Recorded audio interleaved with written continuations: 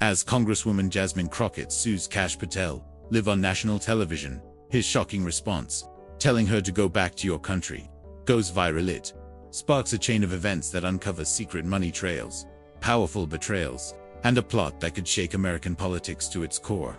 We've uncovered exclusive details, hidden documents, and twists no one saw coming, and we're exposing it all right here.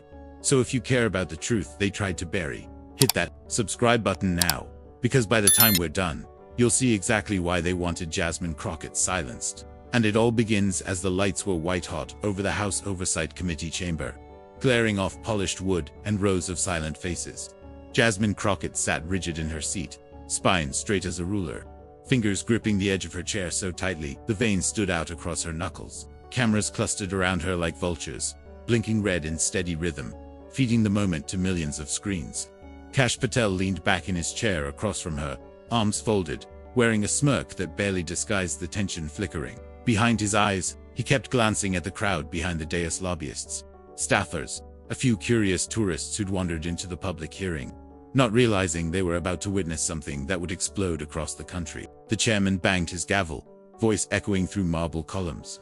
The words barely registered as the procedural niceties droned on. Jasmine focused only on Kash's face, that smirk like a shield he wore against the heat. She'd seen that look before from men who thought they were untouchable. Aide after aide read statements into the record. Journalists shifted in their seats, sniffing a bigger story coming. It was supposed to be a hearing about security breaches and missing documents. Another day of grandstanding and partisan shots. But even before Jasmine spoke, the tension was pulsing like an electric wire stretched to snapping. Finally, her mic clicked live. Mr. Patel, you've testified under oath today that you have no knowledge of classified materials being mishandled in your possession. Is that your statement? Kash gave a shallow nod, voice silky. That's correct, Congresswoman. Jasmine inhaled, trying to steady her voice. I'm looking at an email chain between you and several individuals now under investigation for trafficking sensitive national security information. Would you like to revise your statement? Kash rolled his eyes. I have nothing further to say on this circus. A murmur rippled through the room. Journalists leaned forward as Jasmine's voice sharpened. You sit here and dismiss this as a circus. But let me remind you, this is not reality television. These are matters of national security. Mr. Patel. Kash flicked his hand as though shooing a fly. Sit down, lady. And Jasmine's face turned to stone. She didn't move, didn't blink. Her voice dropped lower. I will not sit down. He laughed, the sound brittle, edged with something mean. Then why don't you go back to your country? It was like a slap. The words cracked across the marble chamber. For an instant, the entire hearing room fell into a bottomless hush. Every camera in the room seemed to zoom closer, microphones sucking up the silence like vacuum hoses. Jasmine's breath left her lungs in a rush. The chairman banged the gavel so hard, the head cracked against the wood. Staffers rose from their chairs. But it was Jasmine who leaned forward, voice trembling but clear. My country is this country, Mr. Patel. I was born here. I serve here. And you will answer for your words today. I'm suing you for defamation and hate speech. The room exploded. Reporters shouted questions. Security moved in. Patel shot to his feet, eyes blazing. You can't sue me.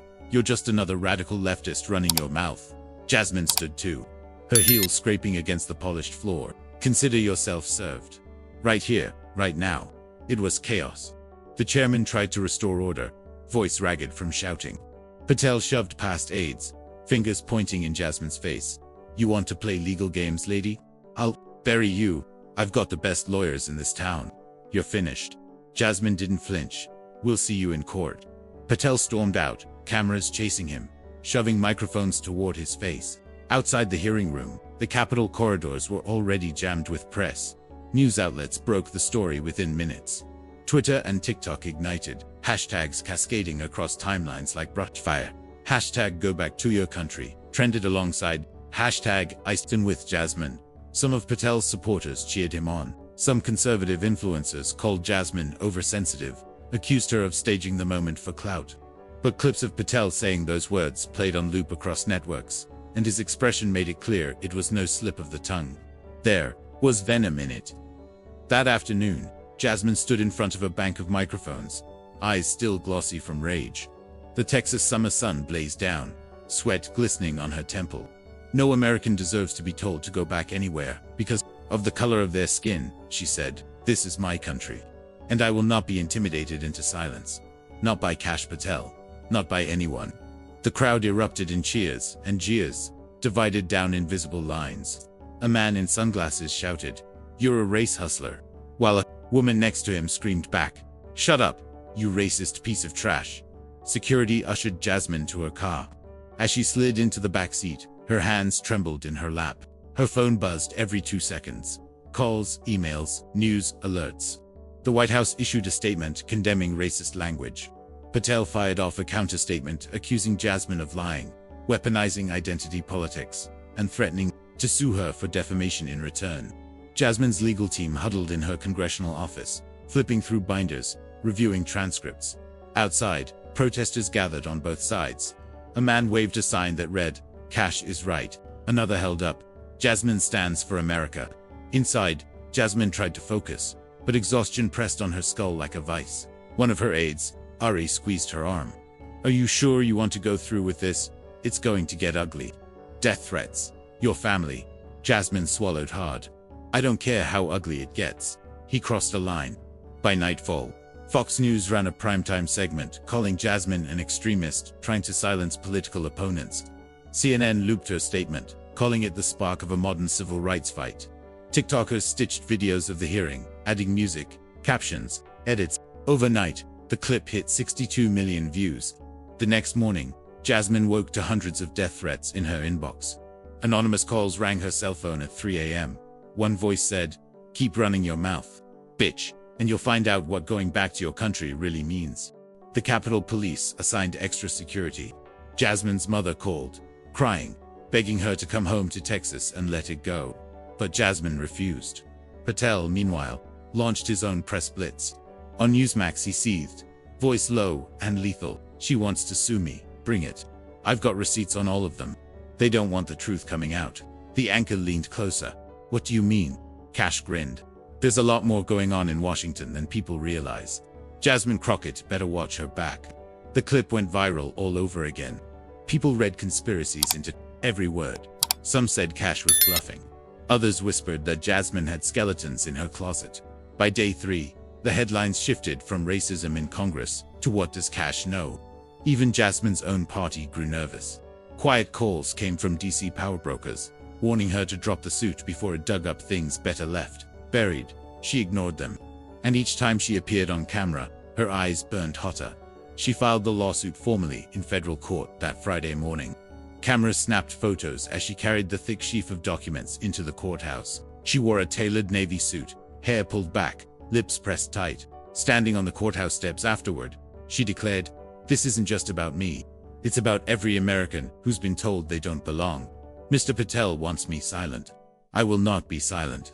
That same day, Patel's legal team fired back with a countersuit. The dueling filings hit the media like twin bombs.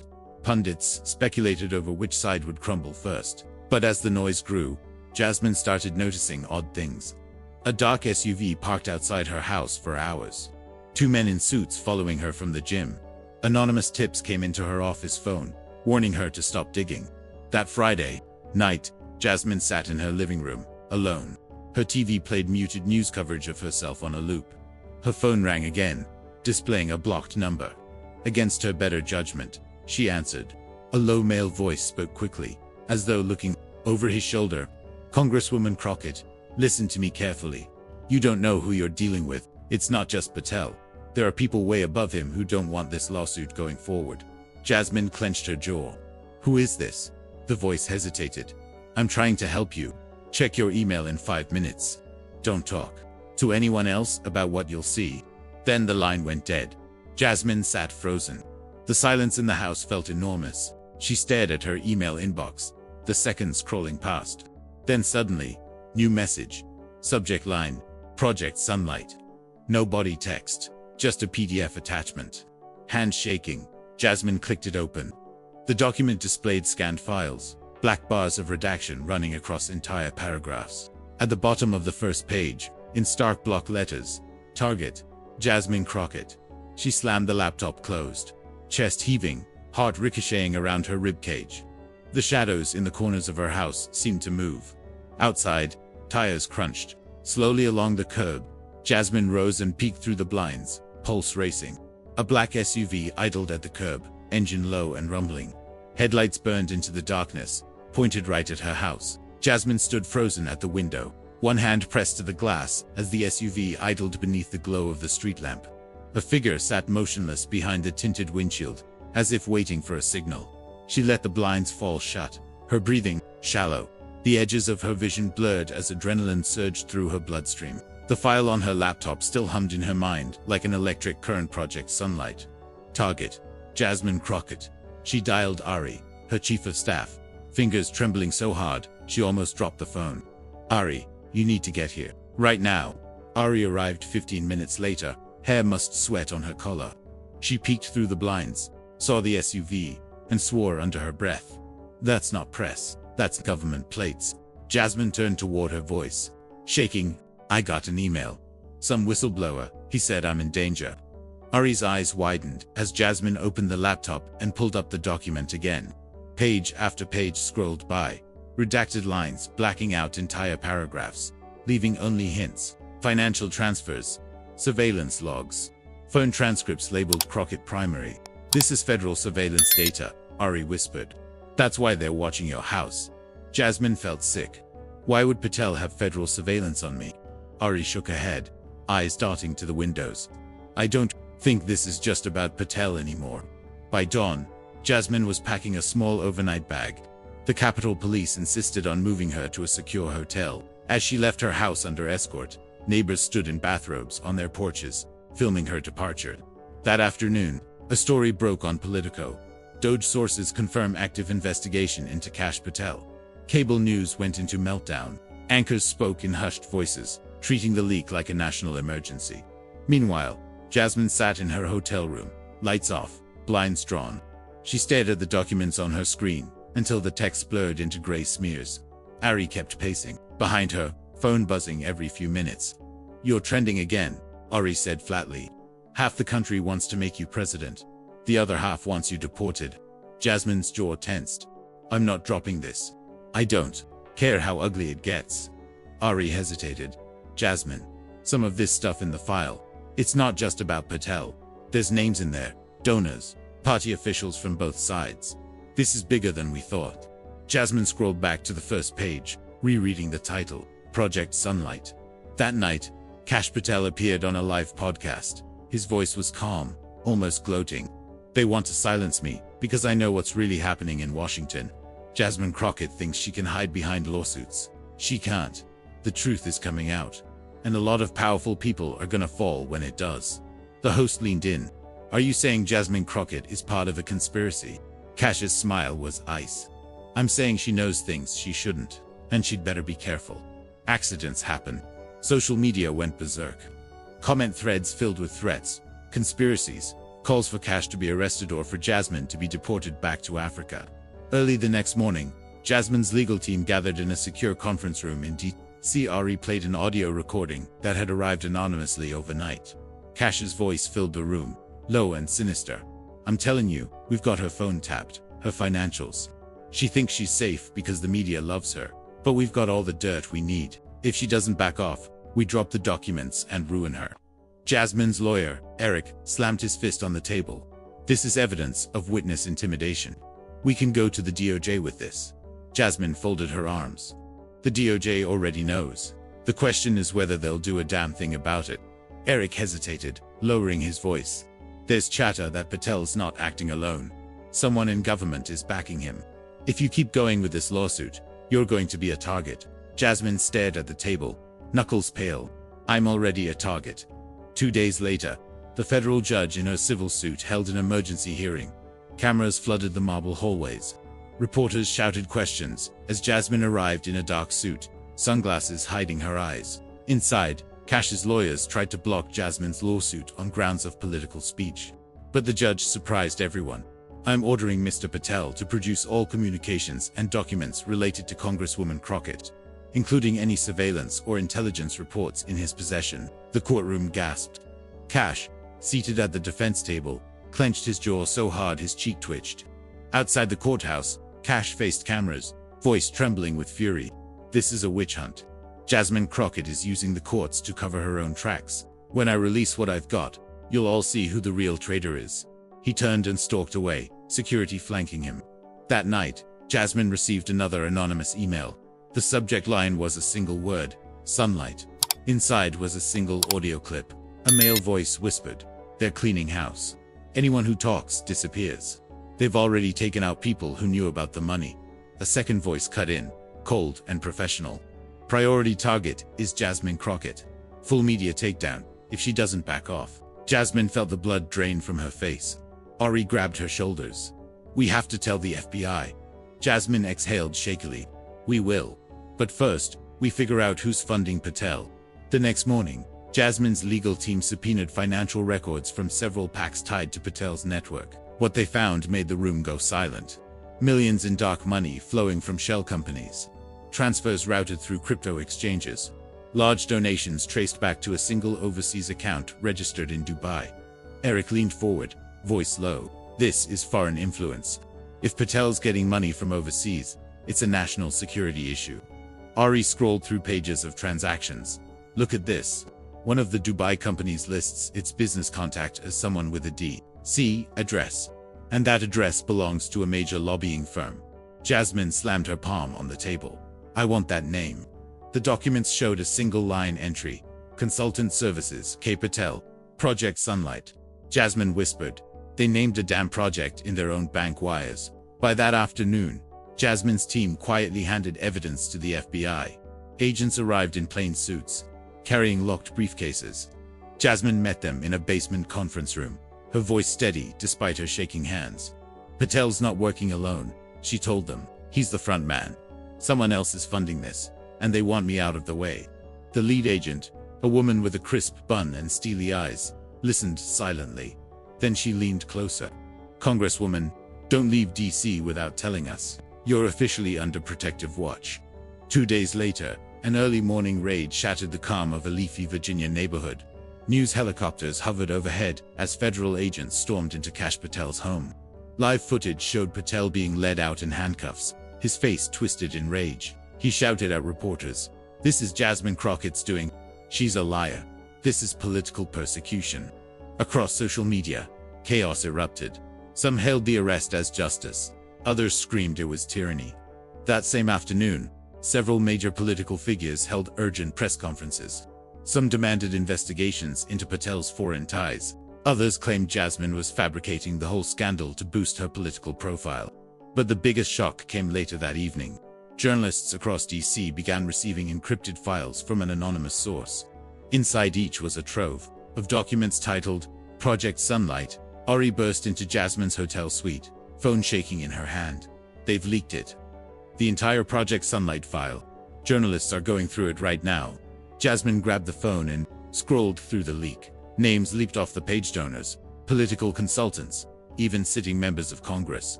From both parties, flagged as collaborators. One section chilled Jasmine to her core. It was labeled, "Target, Jasmine Crockett." A series of bullet points spelled out a plan: undermine credibility through social media disinformation, leak fabricated financial scandals, initiate surveillance to collect personal vulnerabilities, coordinate media narrative to discredit subject. Ari's voice cracked. "They were planning to destroy you. Literally piece by piece." Jasmine dropped into a chair, burying her face in her hands. "How many people are in on this?"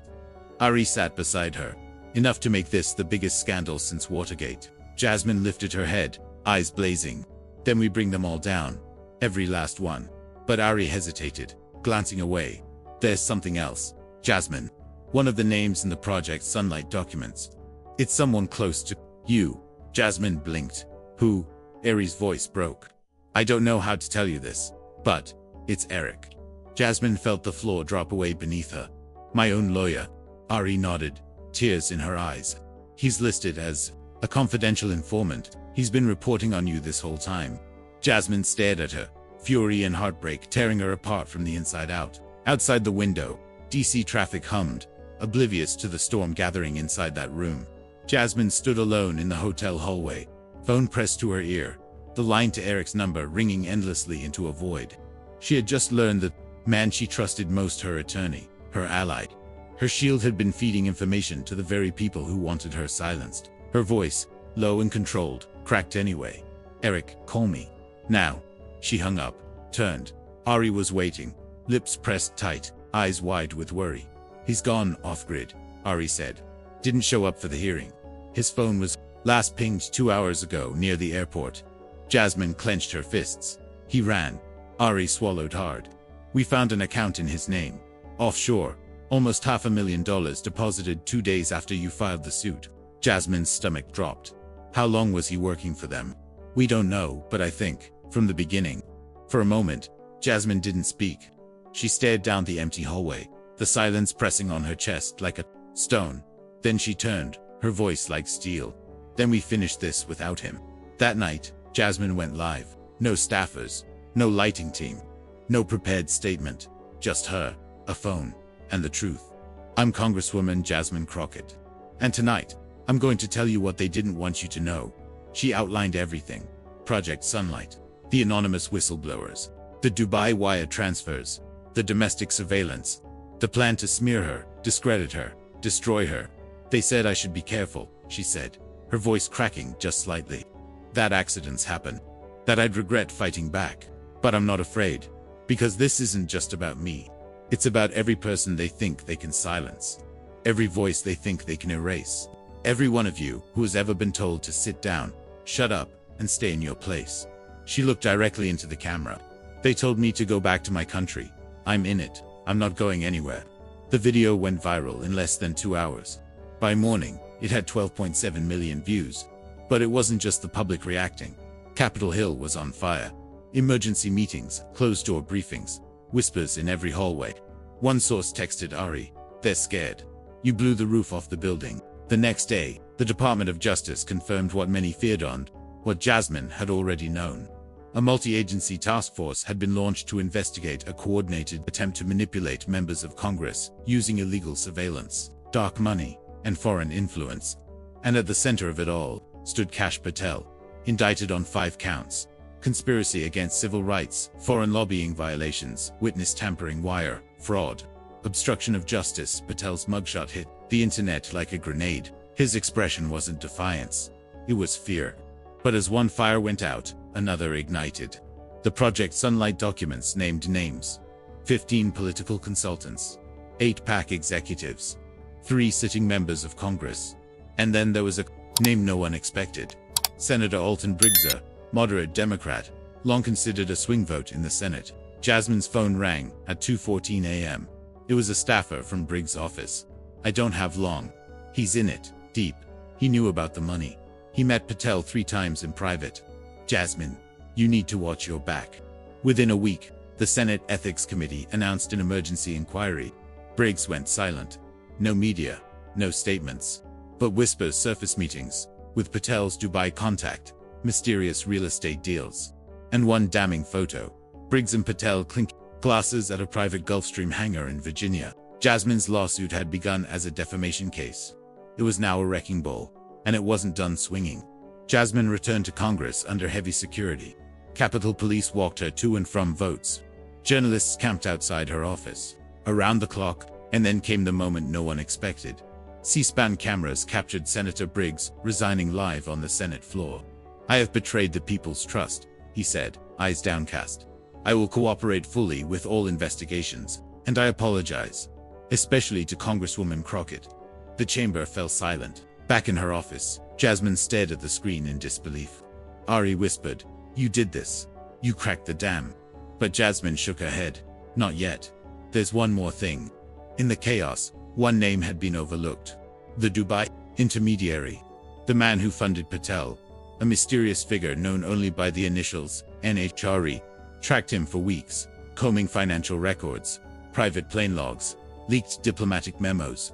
Finally, a match. Nabil Hakka, Pakistani, billionaire with rumored ties to intelligence services and political influence operations across Europe.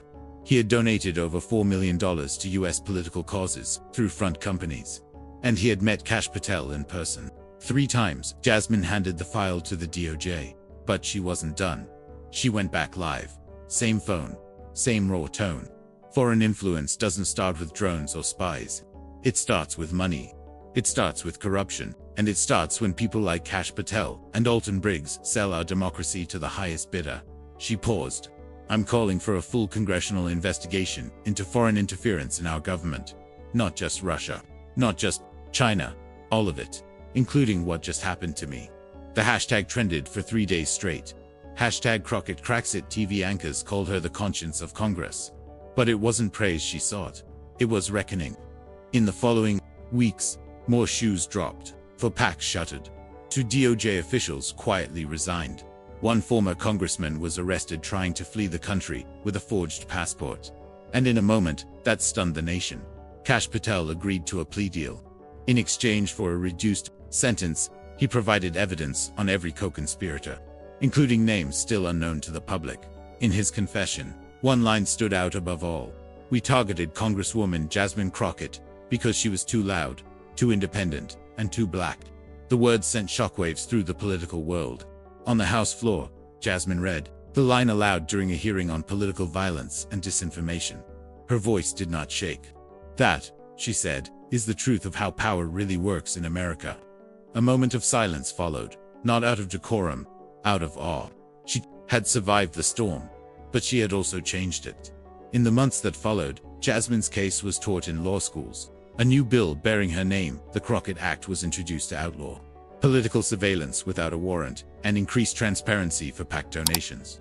And when Time magazine released its Person of the Year issue, Jasmine Crockett was on the cover, not smiling, not posing, just standing in front of the Capitol, arms crossed, daring anyone to try her again. And in bold white letters across the top, she fought the machine and won.